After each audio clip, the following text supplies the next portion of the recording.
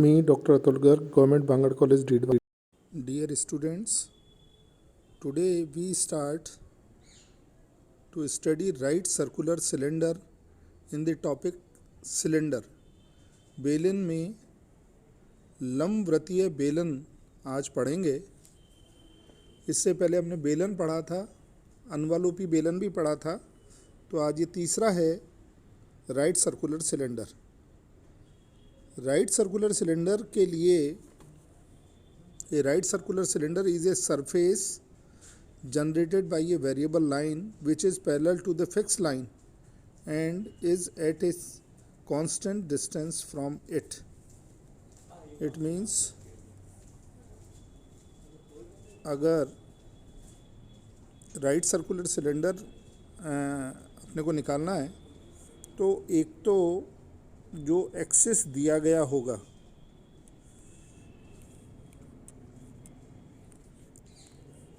जो एक्सिस दिया गया है, ये इस एक्सिस से निश्चित दूरी r पर स्थित जनक रेखा द्वारा जनित पृष्ठ वो कहलाता है लंबवृत्तीय बेलन। तो इसमें एक तो एक्सिस दी गई होगी और एक ये इस एक्सिस से कितनी दूरी पर ये जनक रेखा है जिस पर बिंदु P है XYZ, ये दूरी r देगा। तो दो चीज़ अगर दी हुई हैं तो लंबवृत्तीय बेलन अपन समीकरण लिख सकते हैं और परिभाषित इस तरह से करेंगे कि एक दी गई एक्सिस अक्ष से निश्चित दूरी r पर रहने वाली या रेखा द्वारा जनित पृष्ठ लंबवृत्तीय बेलन कहलाता है। तो फिक्स लाइन है, ये एक्सिस कहलाएगी, कांस्टेंट डिस्टेंस ये लंबवृत्तीय बेलन की त्रिज्या कहलाएगी, r जो है लंबवृत्तीय बेलन की त्रिज्या भी कहलाएगी। तो ये दो चीज़ें अपने को ज्ञात हों तो फिर अपन लंबवृत्तीय बेलन का समीकरण निकाल सकते हैं। तो अब आते हैं समीकरण पर, लंबवृत्तीय बेलन का समीकरण। Find the equation of right circular cylinder whose radius is given r and the line axis is a line which is x minus x1 upon L बराबर y minus y1 upon m बराबर z minus z1 upon n। तो ये एक line है जो x है और निश्चित दूरी त्रिज्या दे रखी है लंबवृत्तीय बेलन की r। तो कहता है लंबवृत्तीय बेलन का समीकरण निकालिए। तो लंबवृत्तीय बेलन r दूरी पर स्थित रेखाओं द्वारा जो दी गई अक्ष के समांतर है जनित पृष्ठ कहलाता है लंबवृत्तीय बेलन। तो ये लंबवृत्तीय बेलन जो है ये r दूरी पर स्थित रेखाओं द्वारा जनित पृष्ठ है। अब इसमें अगर अपन बेलन के ऊपर कोई बिंदु P माने, XYZ अगर इसके कोऑर्डिनेट लें तो ये AP को मिलाया, P से लंब डाला अक्ष पर जो M पर मिल रहा है, तो ये समकोण त्रिभुज बन गया APM, जिसमें PM बराबर r लंबवृत्तीय बेलन की त्रिज्या दी गई है। तो इस समकोण त्रिभुज को अगर अपन लें तो इस समकोण त्रिभुज में AP स्क्वायर बराबर PM square plus AM square होगा। समकोण त्रिभुज है इसलिए कर्ण का स्क्वायर बराबर आधार का स्क्वायर प्लस लंब का स्क्वायर। तो AP स्क्वायर तो दो बिंदुओं के बीच की दूरी अपन आसानी से कैलकुलेट कर सकते हैं, x माइनस x1 का whole square plus y minus y1 का whole square plus z minus z1 का होल स्क्वायर। तो ये तो आ गया AP स्क्वायर। एक MP स्क्वायर अपने को r दे रखा है, MP बराबर r दे रखा है, त्रिज्या है लंबवृत्तीय बेलन की, तो ये तो r स्क्वायर हो गया। अब MA स्क्वायर अपने को निकालना है।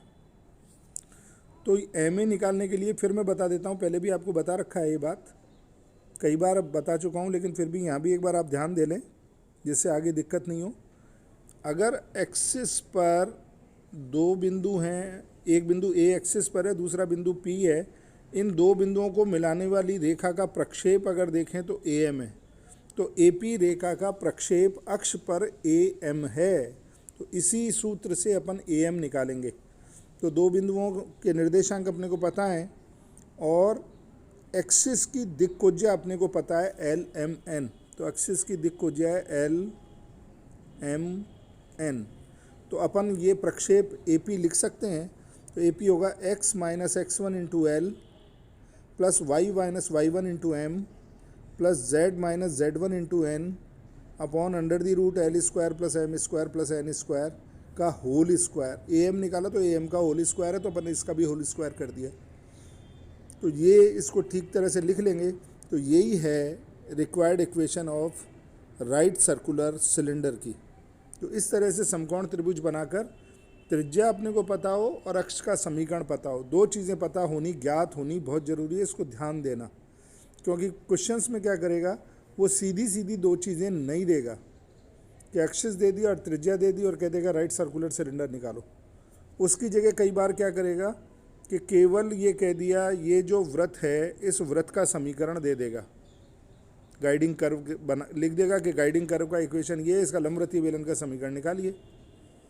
तो गाइडिंग कर्व 3 डायमेंशन में देगा तो एक जैसे वृत्त दे रखा है तो एक गोला एक समतल का समीकरण दे देगा, जो वृत्त बनता है उस वृत्त का समीकरण दे देगा, और लंबवृत्तीय बेलन का समीकरण पूछ लेगा। तो अपना उसमें ऐसे प्रश्नों में एक ही ऑब्जेक्ट होगा कि सबसे पहले तो एक्सिस का समीकरण निकालें और दूसरा लंबवृत्तीय बेलन की त्रिज्या ज्ञात करें। जब ये दो चीज़ ज्ञात हो जाएंगी तो फिर अपन लंबवृत्तीय बेलन का समीकरण लिख पाएंगे। तो पुरानी क्लास में, पुराने लेक्चर्स में जो अपन गोला तथा समतल पढ़ के आए हैं, तो उससे वृत्त का समीकरण पढ़ा है, वो सब इसमें काम में आएगा, तो उनको भी आप ध्यान रखना। तो ये था लंबवृत्तीय बेलन। अब इसके कुछ क्वेश्चंस देखते हैं। जैसे एक क्वेश्चन लेते हैं, find the equation of the cylinder whose generators are parallel to the line this and whose guiding curve is the ellipse x square plus 2y square is equal to 1 और z is equal to 0। तो इसके लिए मान लिया cylinder पर कोई बिंदु है x1 y1 z1। तो equation of line parallel to the given axis and passing through the point P से गुजरने वाली दिए गए अक्ष के समांतर रेखा का समीकरण होगा x minus x1 upon L. इसमें ये जो दिक्कजाएँ हैं वो तो लाइन वाली ही रहेंगी, और यहाँ पर ये बिंदु x1 y1 z1 अपन लगा लेते हैं। तो x1 y1 z1 से जाने वाली और दी गई रेखा के समांतर रेखा का समीकरण ये आ जाएगा, x माइनस x1 अपॉन 1 बराबर y माइनस y1 बटे माइनस 2 बराबर z माइनस z1 अपॉन 3। तो ये जनक रेखा का समीकरण आ गया। अब ये जनक रेखा इलिप्स जो दे रखा है उसमें z0 दे रखा है, तो इलिप्स पे कहाँ मिलती है जिसमें z बराबर 0 रख दें। तो ये z बराबर अपन ने 0 रख दिया। तो x माइनस x1 अपॉन 1 बराबर y minus y1 upon minus 2 बराबर 0 माइनस z1 अपॉन 3। अब ये इस रेखा पर ये जो बिंदु अपन ने z बराबर 0 पर लिया, इस बिंदु के निर्देशांक निकाल सकते हैं पहले और तृतीय खंड से। तो अपन x निकालें तो x1 माइनस z बटे 3 z1 बटे 3, और दूसरे तृतीय खंड से आगे y1 माइनस 2 z1 अपॉन 3 और z0 है ही। तो ये बिंदु के निर्देशांक आ गए। अब ये बिंदु इलिप्स पर स्थित है, तो इलिप्स की समीकरण को संतुष्ट करेगा। तो इसमें रख दें x square plus 2y square बराबर 1 में। तो ये बिंदु रख दिया x1 माइनस z1 अपॉन 3 का whole square plus 2y1 minus 2z1 upon 3 का होल स्क्वायर बराबर 1। अब इसको सॉल्व करके लिख दें। तो एलसीएम 9 ले लेंगे और इसके एलसीएम लेके इसको सॉल्व किया तो ये इक्वेशन बन गई। तो इसमें x1 y1 z1 का बिंदु पथ, क्योंकि अपन ने क्वेश्चन में x1 y1 z1 जनक पर माना था, तो इस बिंदु का बिंदु पथ लिखें, लोकस लिखें। तो ये आ गई 9x square plus 18y square plus 9z square minus 6xz plus 12yz बराबर 9। तो x1 की जगह x, y1 की जगह y और z1 की जगह z रखने पर लोकस आ गया। तो ये तो था सिलेंडर पे प्रश्न, बेलन पे प्रश्न। अब दूसरा लेते हैं कि एनवॉल्पिंग सिलेंडर। दूसरा प्रश्न है find the enveloping cylinder of the sphere x square plus y square plus z square minus 2x plus 4y minus 1 is equal to 0 having its generator parallel to the line x बराबर y बराबर z। उस अनवलोपी बेलन का समीकरण ज्ञात कीजिए जो दिए गए स्फीयर के चारों तरफ स्पर्श करता है तथा जिसकी जनक रेखा है x बराबर y बराबर, जिसकी एक्सिस का समीकरण है x बराबर y बराबर z। तो अगर अपन अनवालोपी सिलेंडर पर इसका सॉल्यूशन निकालते हैं, अगर अनवालोपी सिलेंडर पर बिंदु ले लें x1 y1 z1, तो अक्ष के समांतर x1 y1 z1 बिंदु से गुजरने वाली रेखा का समीकरण अपन लिख सकते हैं। तो सबसे पहले उस जनक का समीकरण लिख रहे हैं जिस पर बिंदु x1 y1 z1 है। तो उसका समीकरण बन गया x माइनस x1 अपॉन 1 बराबर y माइनस y1 अपॉन 1 बराबर z माइनस z1 अपॉन 1। माना ये r के बराबर है तो ये लेट माना,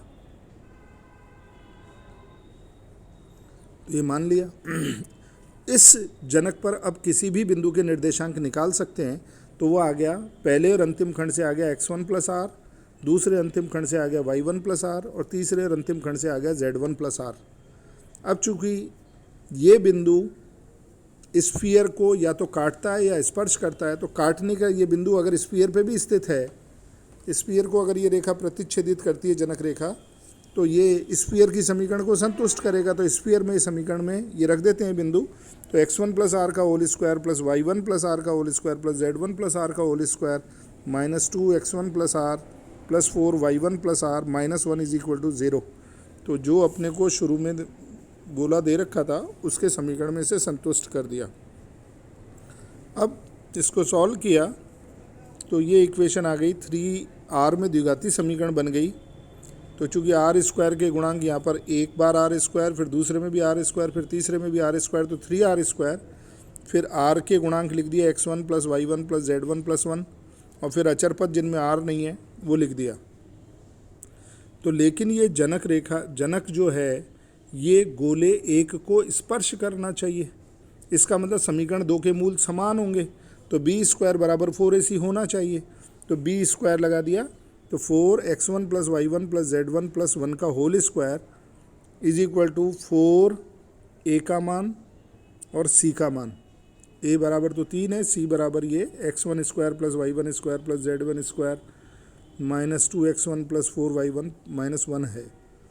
तो ये अपन ने लिख लिया। अब बिंदु P जो अपन ने x1 y1 z1 माना था उसका बिंदु पद ही तो अनवालोपी बेलन है। तो बिंदु पद लिख दें तो x1 की जगह x, y1 की जगह y और z1 की जगह z रख दें, तो ये आ गया बिंदु पद। इसको हल कर लिया तो ये आ गई रिक्वायर्ड इक्वेशन ऑफ एनवालोपिक सिलेंडर। अनवालोपी बेलन की यही समीकरण है। तो इस तरह से अपन अनवालोपी बेलन निकाल लेते हैं। अब एक प्रश्न देखते हैं लंबवृत्तीय बेलन पर, इसको भी देखते हैं। Find the equation of the right circular cylinder whose radius is a, एक तो उसकी त्रिज्या दे दी और एक्सिस दे दिया z एक्सिस। तो इसके लिए देखिए z एक्सिस दिया हुआ है, त्रिज्या a सिलेंडर की दी हुई है, और ये जो एक्सिस है z एक्सिस ये मूल बिंदु से गुजरता है। तो अपन ने अपने आप ले लिया 0 0 0 मूल बिंदु से गुजरता है z एक्सिस, इसलिए इस पर कहीं भी कोई बिंदु स्थित है मूल बिंदु। और इसकी दिक्कोजियाएँ अपने को पता हैं, a 0 0 1 हैं। z एक्सिस की दिक्कोजियाएँ क्या होती हैं 0 0 1। तो अब इस समकोण त्रिभुज में अपन ने इस पर लंबवृत्तीय बेलन पर कोई बिंदु P मान लिया x y z, तो AP को मिला दिया और P से एक्सिस पे लंब डाला PM, जो त्रिज्या है a के बराबर। तो अब समकोण त्रिभुज में AP square is equal to AM square plus MP square होता है। तो AP स्क्वायर दो बिंदुओं के बीच की दूरी जानते हैं, x माइनस ए का whole square plus y minus 0 का whole square plus z minus 0 का होल स्क्वायर बराबर AM square plus MP square. तो MP स्क्वायर तो a है तो a स्क्वायर आ गया। अब AM क्या, AP क्या है, AP है अक्ष पर प्रक्षेप, AM बता रहे हैं। AM क्या है, AP का x अक्ष, ये जो दिया गया अक्ष है उस पर प्रक्षेप है AM। तो प्रक्षेप को पहले बता चुके हैं फॉर्मूला, उसी के अनुसार निकाल रहे हैं। तो x minus 0 into l, l का मान 0 है, ये अभी लिखा है मैंने, plus y minus 0 into m, m का मान भी 0 है, z एक्सिस है इसलिए, और z माइनस 0 इंटू 1 बटे under the root l square plus m square plus n square. तो 0 प्लस 1 इनके स्क्वायर करके जोड़ दिए का होल स्क्वायर आ गया AM स्क्वायर। तो ये आ गया x square plus y square plus z square is equal to a square plus z square. तो x square plus y square is equal to 0, z बराबर 0। यही है अभीष्ट लंबवृत्तीय बेलन का समीकरण। इस तरह से अपन ज्ञात कर लेते हैं। तो ये तीनों तरह के प्रश्न और इनके बारे में सारी बातें पढ़ी। अब कुछ क्वेश्चंस हैं जिसमें थोड़ा टिपिकल होंगे, वो सीधी सीधी बातें नहीं देगा। जैसे लंबवृत्तीय बेलन है तो उसमें त्रिज्या अक्ष ने दे के कुछ और कहेगा, तो उनको नेक्स्ट लेक्चर में अपन डिस्कस करेंगे। वो एग्ज़ाम के पॉइंट ऑफ व्यू से भी थोड़े इंपॉर्टेंट हैं, इसलिए उनको ढंग से आप सीख लें, अगले लेक्चर में बताएंगे।